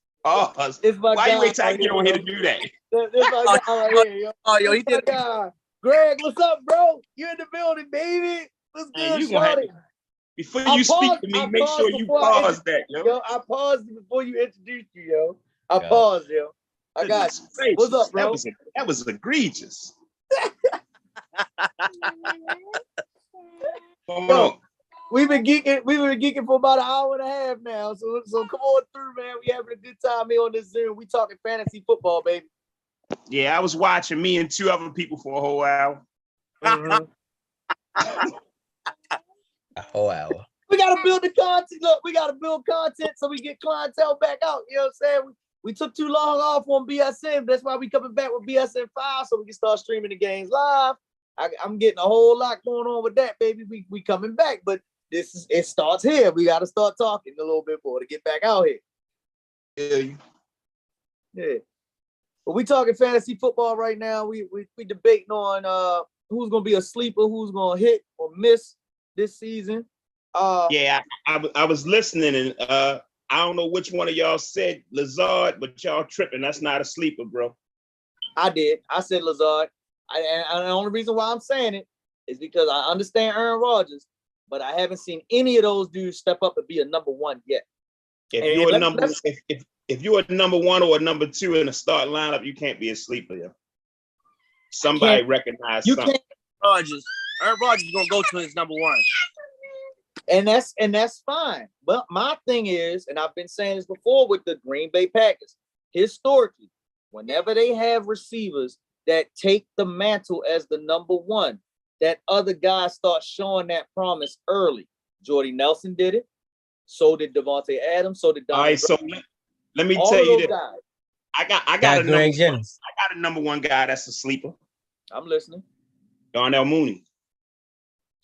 I like Darnell Mooney, but I still got to see what the Bears offense is going to do. Like, like the nigga showed out last year, so I can't count him as a sleeper this year. He on my, you know what I'm saying? And that man is sleeper, man. He don't nobody know about Shorty. He a problem. Yeah, if you don't know, paying attention. You know what I'm saying? I like Darnell. I had Darnell Mooney last year, so I know. I don't care who throwing them I don't care who passing them the ball out there. He's wide receiver 2 for me. I think so too. I personally think he is as well. Speaking of number 1s or number 2s, I'm looking at those Miami Dolphins. Don't wait till I get on here to bring up my guys, yo. Tyreek Hill. Wait, you dog. Tyreek Hill. Jalen Waddle. Who's going to be the number 1 down there? Mike Gesicki. You tripping. You know it too. No, I'm just saying he the safety valve. I mean, we ain't gonna do him but a bunch of check downs. 2 of them got a strong arm. I know he's different in training camp. I still don't think he do, but listen. Only thing I'm hoping is the Ravens keep playing with Lamar with that money, so next year he can come on home. Yo, they gonna franchise tag him at anything. They not letting his ass go. Yo, he's coming back here. Let's moving on. Franchise that nigga 2 more years, yo. That dude. Just keep bullshitting with that man money. He gonna sit and watch Justin Herbert get all his bread this year. Let him come on down to Miami. We'll pay him. Listen, man. He's gonna get paid. Y'all gonna have to look for the owner first. That nigga gone. Jeffrey Ross about to go out the door, so y'all gonna have to worry about that first. Man, forget that guy. If I see him downtown, I'm gonna slap the shit. Cost us trash. Yo, all I'm saying for Miami, I personally think that Jalen Waddle is the number one. That's just my opinion. Because you just like controversy. Yeah. No, I don't. I'm going off of what you said. Hold up. We talking fantasy football and we talking what you just said. Tua does not have a strong arm, right? He's more familiar with Jalen Waddle. I personally think Jalen Waddle is going to get a whole lot of receptions because Tyreek Hill is going to open up the field and they're going to have so much attention on him that Waddle is going to get a lot of one-on-one. I think Waddle is going to be the guy. That don't make him number one. I think you just talk because you have a mouth. That don't make him number one. I didn't say he was the number one target. I'm talking number one in fantasy football. You can still put Tyreek in his. Tyreek will still get busy in intermediate routes too. Yeah, it ain't like he don't got. He's a playground football backyard wide receiver, point blank. Agreed. But remember what we talking. I'm not talking about the actual number one position. I know you're talking about putting up points for fantasy. Yeah, that's all I'm talking. All right, so if that's the case, Cedric Wilson too, though. He gonna eat too. He gonna eat. That's a sleeper. He gonna eat. Cause he ate before. Motherfucker just stayed hurt. Right. He ate all the time. He just stayed fucking hurt. But if he can stay healthy with them two niggas and Gesicki, that's a sleeper. Yeah. So when do we draft for this though? For the G League? It's the third. I'm about to say you're not in our league. Huh? Hey Greg, ain't you in Joel League too? No, I'm not in there. All right, so I'm gonna tell you now. Hold up. I'm on another one. I'm in another league already. We already drafted though. What the y'all fuck? Drafted? Yeah, I'll draft it early. That's crazy. Somebody might get hurt. You need to slap your commissioner, yo. No, it's whatever was with the app that he put. It gave two options. I just joined the other one, and the draft was yesterday. Anybody drafted before preseason is over is fucking stupid. Well, I got Chill's team though. The G League, which is the league you're in, we need one more team to join that league so we can make a draft date, and then I'll set it up. I'll probably set that up for Sunday the 4th. Ask Ivan. That's what I thought you was gonna put him in that league. Oh, he not good enough and worthy enough to be in Joel's league? Damn. I'm just. What's up with Joel League though? Commissioner Joel, there you go. Talk to him. We'll make my league. Why ain't give me no invite or nothing? Nigga, I put it on fucking Facebook, so it could have jumped on. We'll get an invite. It's a buy-in. Man, my character deserves for that shit to get sent to me directly, not no damn Facebook. Hey, you're a real. I'm defending my title in that league, so. Yeah, so put it out there. He had to let me know that he won that shit though. That's him. I didn't. In my job, we do 2 quarterbacks and shit. So, 2 quarterbacks, 2 wide receivers. I'm sorry, 2 running backs, 3 wide receivers. Before we did 2 tight ends, just to see, if niggas could really draft for real. But it's definitely competitive. It's definitely competitive. I'm trying to find the best fantasy football players out there. So if you want that good bump, yeah, I encourage you to get in my league for real. Yeah, I bow out. But you got one spot left. Fantasy player. Oh wow. I just started it last year and y'all whipped my ass. I won 3 games. Oh damn. Going with some more. Yeah. You're in the right league. I ain't losing nothing but $75 though. Hey, that ain't about shit. Ain't nothing. It's all development. You'll learn. You learn, and that's why you gotta keep playing. But here's the next question, right? Now I'm gonna go into some NFL shit. If we already talked about the top quarterbacks and wide receivers and running backs and that forth, what team do you think is going to produce the top fantasy football production? Because I do notice that a lot of these fantasy football guys, they draft players on one team. I personally don't think that's a good idea to do, but a lot of people do that. I watch it, especially in our league. You'll have a guy draft all Ravens. You'll have a guy draft all Cowboys. You'll have a guy draft all Dolphins. Yeah. What are your thoughts? What are your thoughts? Okay, so my team, the Chargers. With Herbert, Eckler, you got Mike Williams, you got Keenan Allen. You got that's 4 capable players I just named that can be top 5 at their positions this year. And they got a coach who really just don't give a fuck. That nigga play the numbers. If that shit say go for it on fucking fourth and 6, he's doing it. Start line, he gonna fucking do it. So he gonna give the offense as many times to win the game as possible. So if I had a team to say he's gonna be in this Zoom next time. He's gonna be in this Zoom next year because his ass gonna get fired if he do that shit he did last year again. He can be right here with us. But I would say the 49ers, man, they set up special. Okay. With Kittle, Debo, and Ayuk, and damn Trey Lance, man, they set up special. I think what make them special for real is just Kyle Shanahan. Like that nigga is just he likes McVay, yo. Them niggas just got it when it come to calling plays and designing plays. They just got that shit, yo. They just make them. And see, I'm hoping it's the opposite. I'm hoping that it was Mike McDaniel. I'm hoping that he was the reason that they clicked, and now he with us in Miami. I'm gonna be honest with you, yo. I think Mike McDaniel is just a part of that same cloth. I think all of them know how to run great plays and great offense, and I do think that Miami is going to excel with him down there. I really truly think that Miami is going to push Buffalo for that division. That's just me on the football tip. I think Miami is going to push them with that division because they're going to score points. They're going to score. Yeah, but Buffalo got an easy schedule. We got a tough one.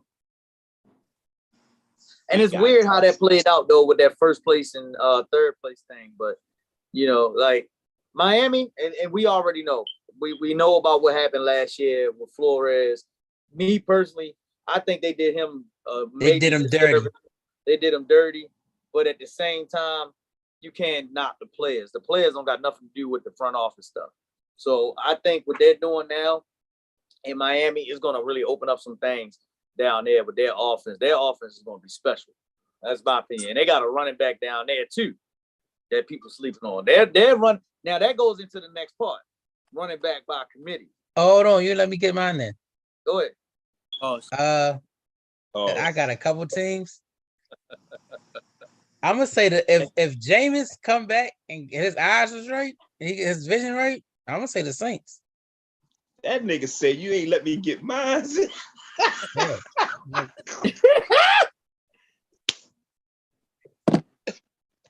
Woo! Flag on the play. All right, here we go with this shit again. Hey, look, Jamal, you done got caught 3 times though today, yo, with that. Yo, come on, man, we gotta stop. Yo, but he do got a point though. If Jameis right. Yo, I don't. For me, it don't come down to Jameis for real. It comes down to not having what's the coach name? The coach. Sean Payton. Yeah, Payton. not having Sean Payton. Like Sean Payton was a fucking genius, dog. So going from him to the head coach is a defensive guy now. That's gonna make a huge difference. I don't care what plays you put out there. If you ain't got that nigga calling them plays at the right point in time, he know what plays to call, what packages, pause to put in there. It's gonna be different, yo. Yeah, I got another team too, though. Pittsburgh. Pete Carmichael has been down there 17 years. He's the offensive coordinator. How about say I don't think it's gonna hurt them at all in New Orleans. And looking at what they did in the draft, and you went on one of my sleepers when you go down there, Aluve, I believe his name is, the kid from Olave. Olave. Yeah. Yo, I like Shorty. I think he's gonna be special. He reminds me so much. He reminds me so much of Terry McLaurin, yo. Like I swear to God, like I think he's gonna be special. Go ahead, what you saying, Fred? No, why? No, he a bust. He gonna be a bust. Ooh. He gonna be a bust. I don't think so. You heard it here first. He gonna be a bust. But why? He isn't that good. Period. If you watch their games, he's just a product of the ball being forced to you.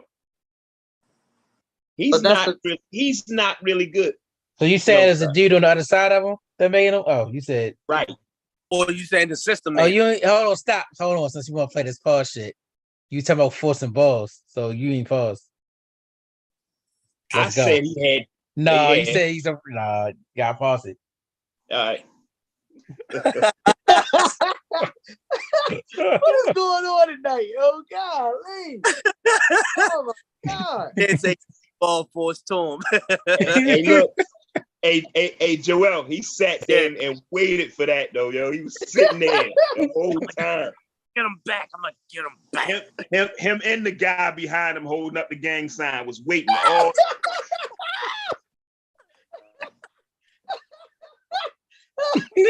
Oh my God! Can't even see the belt, yo. You can't see the belt. You just see the gang signs, yo. Yeah. But seriously, I want to know why you think he's gonna be a bust though. Pause. I just told you. Okay. Don't try to make me reiterate it. We all watch college football. Check this out. This is my thing for Olave. He gonna be on the field with fucking Michael Thomas again. That's Jarvis Sanders and Alvin Kamara.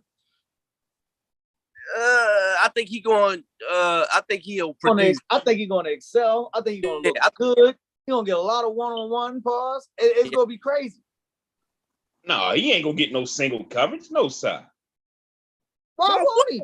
Why would he not? You gotta focus on Michael Thomas and Alvin Kamara first. So and you forgetting about they got Callaway. Jarvis Landry. And you forgetting about Callaway.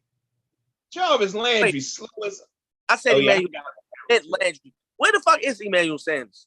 He not there. He's free agent. That's what I was asking early on. That's what I meant Landry when I said. And you know what? I just thought about that too. I just totally forgot that they do have Jarvis Landry as well, don't they? Yeah. Oh God, he's gonna. That's why I said what I said. He's gonna be fine. So if Jarvis can get his vision right, Jarvis or Jameis? Yeah, damn, Jameis. Yeah. You said Jarvis. Like the hell you thinking about? Something no, I was saying Jarvis before when I was talking about Landry. Throw 30 picks and still win you a championship. Yeah. So let me ask you this: is Nelson Aguilar a bust? Yes.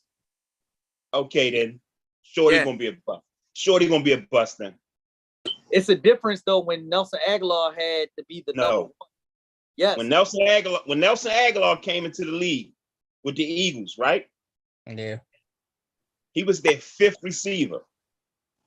Yeah, and I think he got drafted too early too. But he was their fifth receiver. He shouldn't have got drafted, but by well, he was a first round pick, wasn't he? Yeah. Yeah. He's a bust. And I'm telling you, I think Olave gonna be just like him and Laquan Treadwell. He gonna be just like them niggas. Ooh, yo, I didn't think Treadwell was gonna be a bust like that. Treadwell was a disappointment.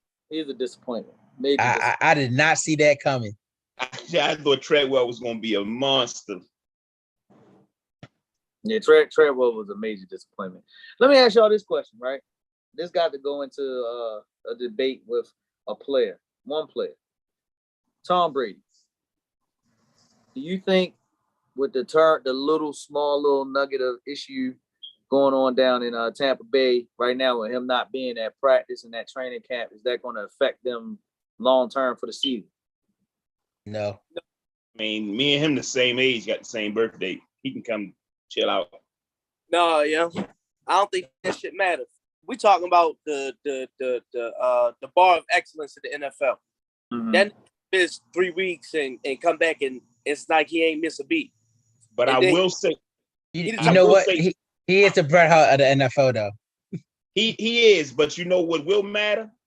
They have no line whatsoever. That's why I'm asking that's true.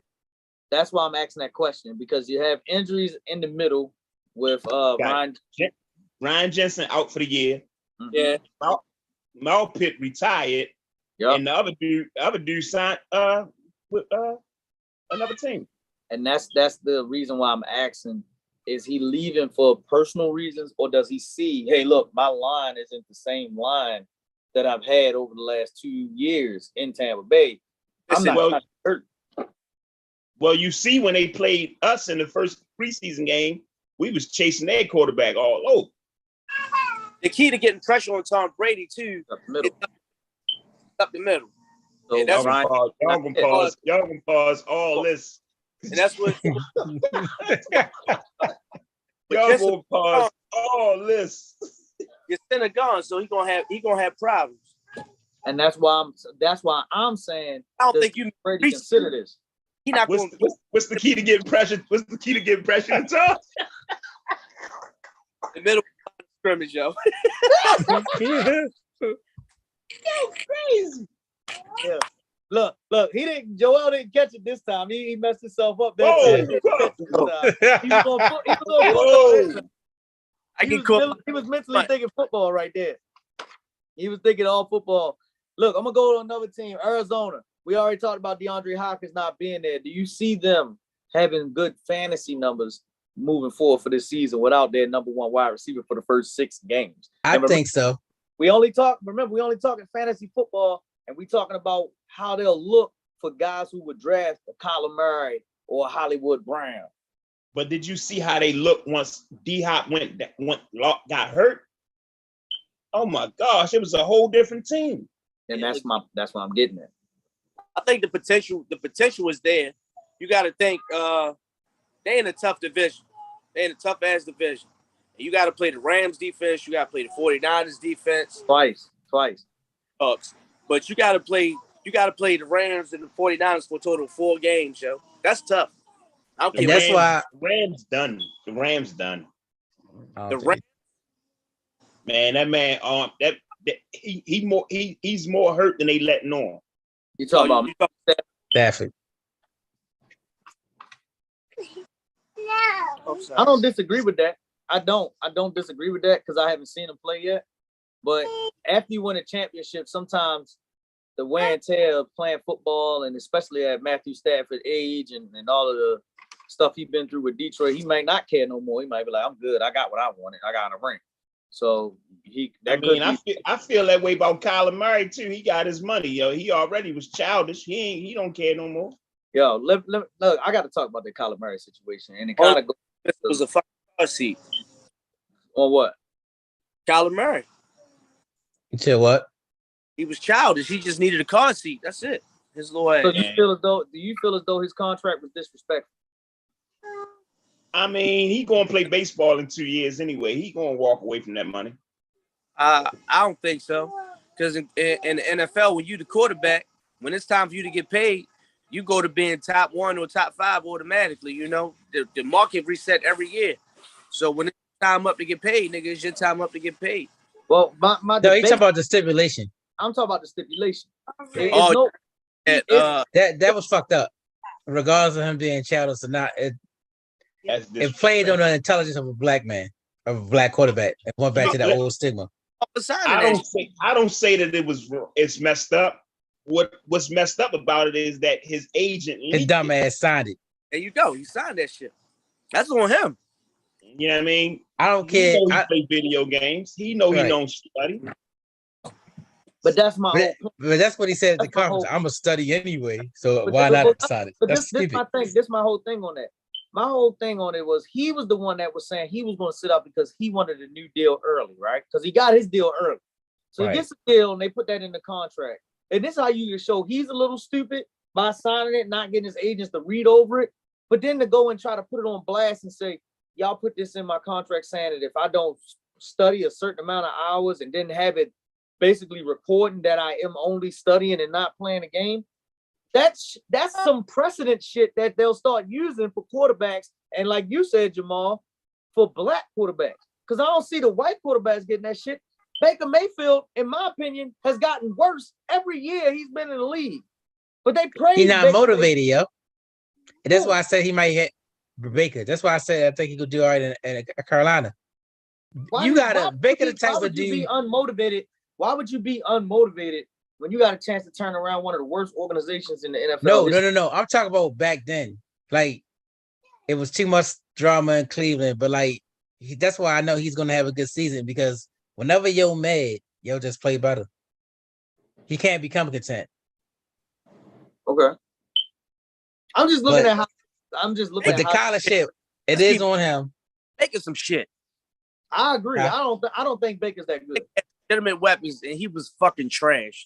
Let's just keep it. He was trash, yo. He was missing though. I give So you that makes you trash. Like I'll say this about Matthew Stafford. Go ahead, Greg. Before I go, what you about to say? I'm saying, I'm listening, but how you trash when you throw for 4,600 yards? That's Because the game is designed for you to throw the ball now. We not talking right now. We ain't talking fantasy. We talking football. Are you productive?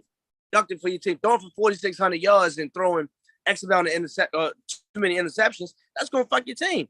Pause. If we going 90 yards and then I throw an interception every time we get in the red zone, them yards don't fucking matter. so where he gotta get the penetration from, Joe? Up the middle.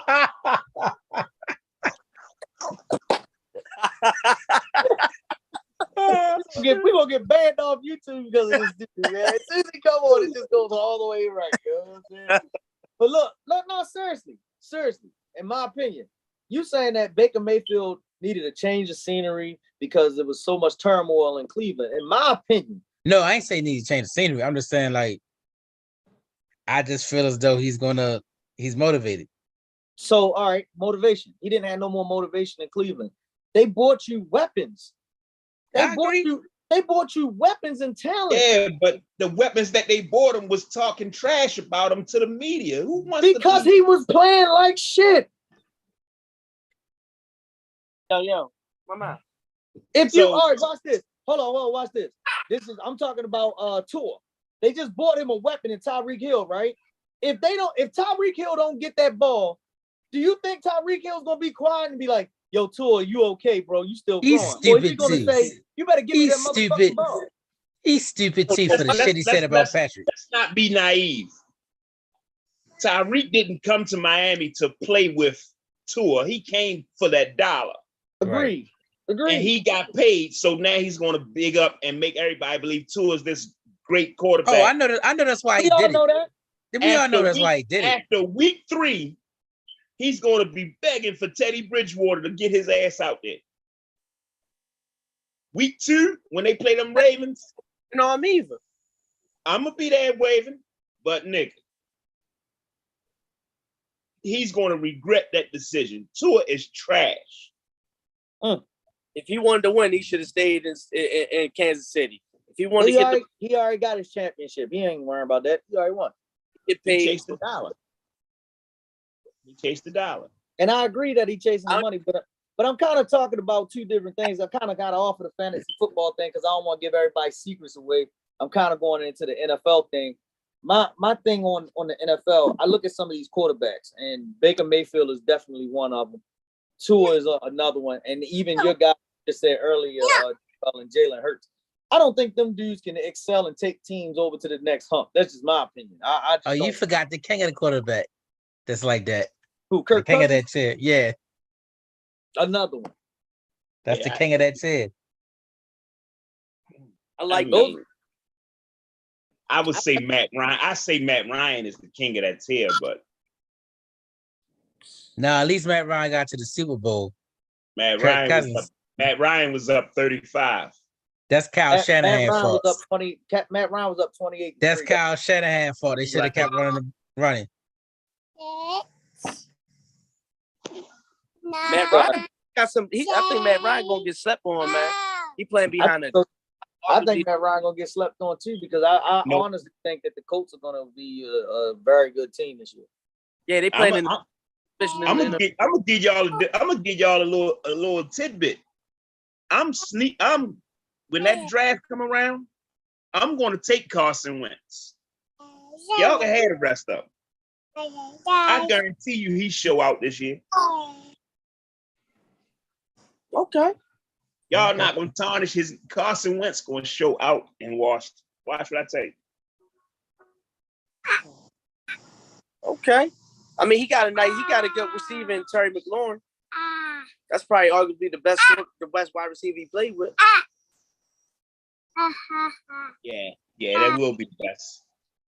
It's not the best. Yeah, it's the best wide receiver. No, not if you count tight ends, because what's the name was Zach Ertz was Chip. I still don't think. Give me Terry McLaurin. Give Terry McLaurin. Look at the quarterbacks that's been passing Terry McLaurin the ball. I think Carson Wentz is an upgrade. I think both of them be better this year than they've been doing. Them fantasy numbers gonna be through the roof. Wilson ain't gonna have some good fantasy numbers too, though. Malik Willis. He's not gonna play. I don't think he'll play. By week 4, he's gonna be the starter. I don't think he will be. I don't think you know what I think about the Malik Willis situation? I don't think Mike Vrabel wanted Malik Willis.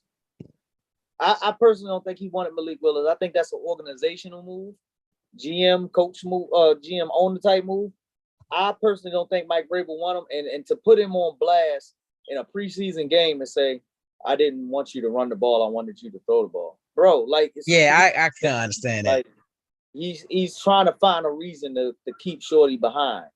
And I truly don't think he's going to play this year. I don't think he's going to get in unless it's an injury. I'm saying he don't play unless Tannehill get hurt. Tannehill took them to the playoffs in the last, 2-3 years? And the first play of the game, he threw an interception. Actually, first play after halftime, he threw an interception. To end the game, the drive, to get him to clinch, he threw an interception. He stink. I totally agree. I think Tannehill is a bad quarterback, but he's an ex-Dolphin. He's an ex-Dolphin, and he stink. Tell him why you mad, yo, because he's an ex-Dolphin. Ex-Dolphin, and he what was crazy was Greg went down there with the 2 Pro Bowls. Fuck him. Greg, you remember what he was down there? He was like, I didn't know the teams in the division. I said, what? Yeah, he makes me sick. I said, how can you not know the teams in the division and you play football? Like, he makes me sick. I don't even play football and I know every team, every division, dog. Yeah. And I'm like, that's crazy. And then he didn't know about overtime. Yeah, that's crazy.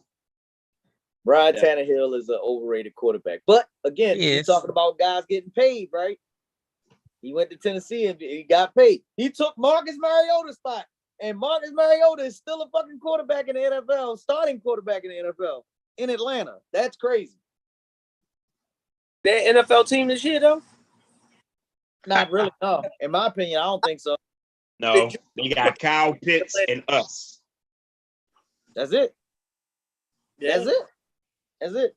I don't know why they didn't just let Calvin Ridley come back. If you're going to suspend, what's the name, for 11 games? Yeah, that didn't make sense. I was going to bring it up earlier when we were that. I was like, he out here getting happy endings. Calvin really bet on one game, which was dumb, but I said he did something for the whole season. He bet on one game that you know of. Yeah, that's true. Yeah. He got insider information too. He bet on the team to win, which is crazy. But so does he come back into the league or he's done? Yeah, he's coming back into the league. On his team to win, you got insider information. So you gonna know who playing from the other team. You got connections on every team. You fuck with niggas on every team, pause.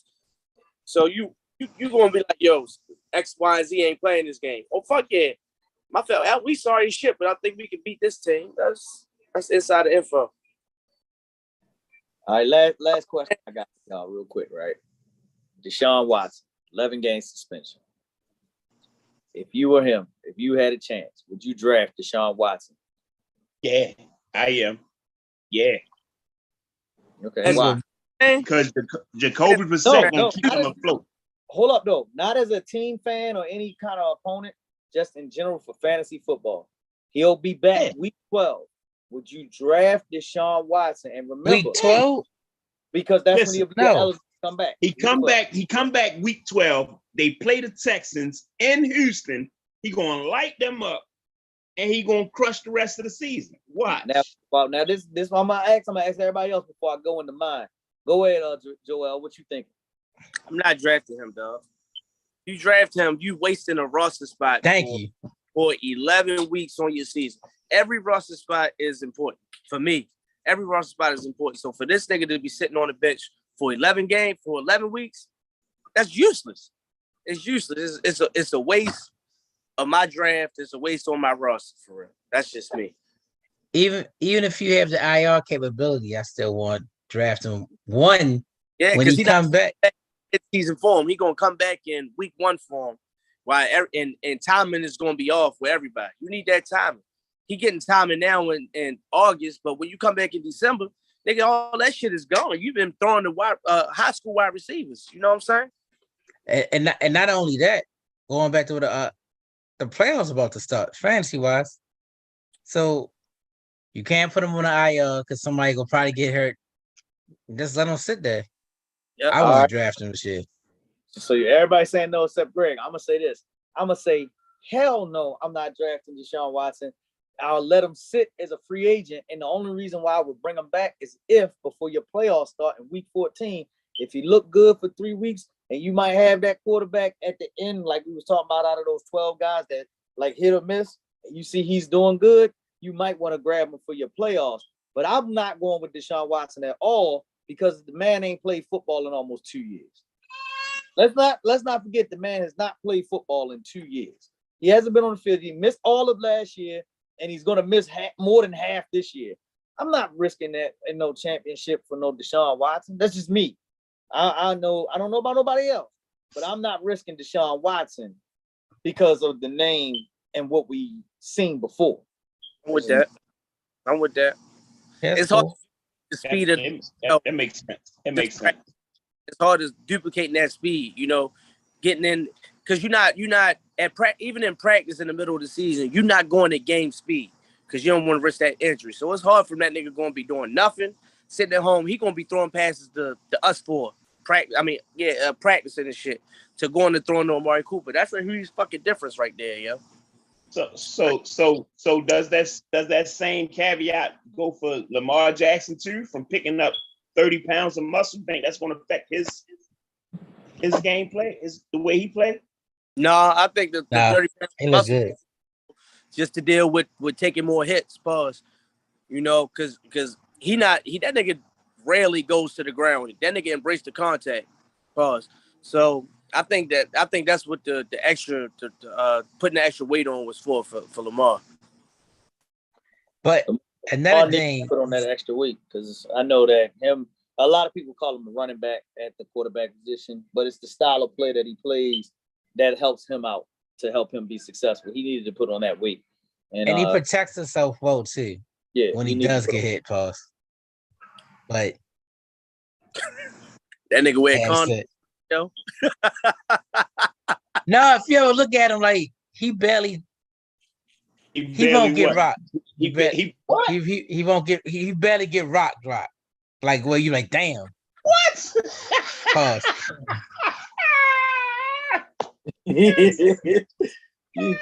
They set you up so bad. I know, yeah. Times, like, Goodness gracious. They need to take his phone. Nah, you gotta take. Nah, that wasn't the worst one of the night. No. You just sat here and said he won't get rocked.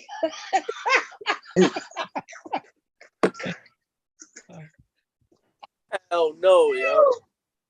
My bad.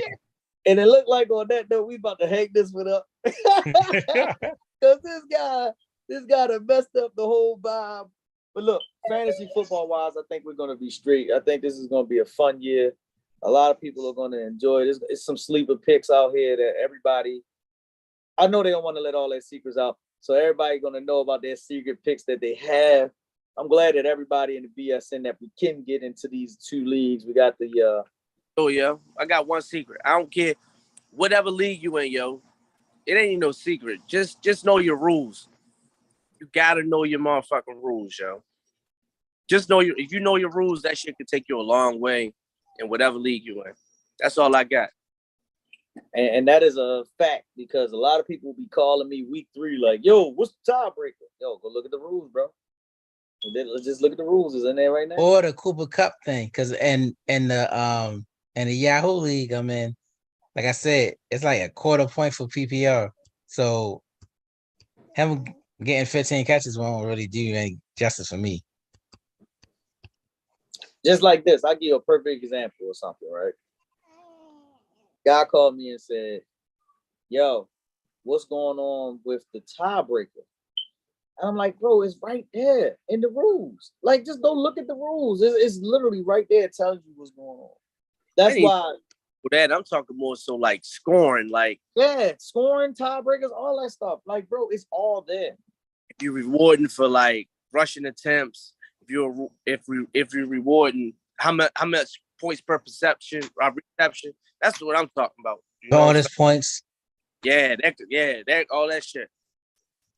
Yeah, because I don't know nothing about it. All I know is I had Adam Thielen and Jefferson last year, and they did me justice. But other than that, I don't know what I was looking at. Right, just know the rules, yo, because if you know the rules, that's gonna take you a long fucking way. Right.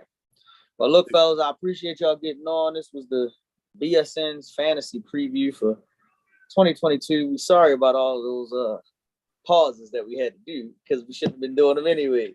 But we're gonna fix it. Facts. It wasn't me. It wasn't me. Greg, I appreciate you jumping on when you did, man. Always a pleasure. What's up, Ace, man? What's good, shorty? You all right? Yo, what happened to Eddie, yo? Hey, he probably at work still. No, that nigga down the Harvard. How I need wearing pink and yellow. Greg, I'm gonna see the address show if you want to come over for the cookout, man. We're gonna have a BSN cookout. You come on through, yo. With our own caterer. We got a private caterer. Yeah, we got a private caterer. Say it again. Al Draft is a cookout? Yeah. All right, yeah, come through, yo. Yeah, come through, Greg. It's an all day, yeah. We're gonna be there all day, yo. All day. All day. Like these dudes talking about coming over here at like 12 o'clock. I'm like, God damn, man, I ain't having food for all you niggas. But we gonna be here.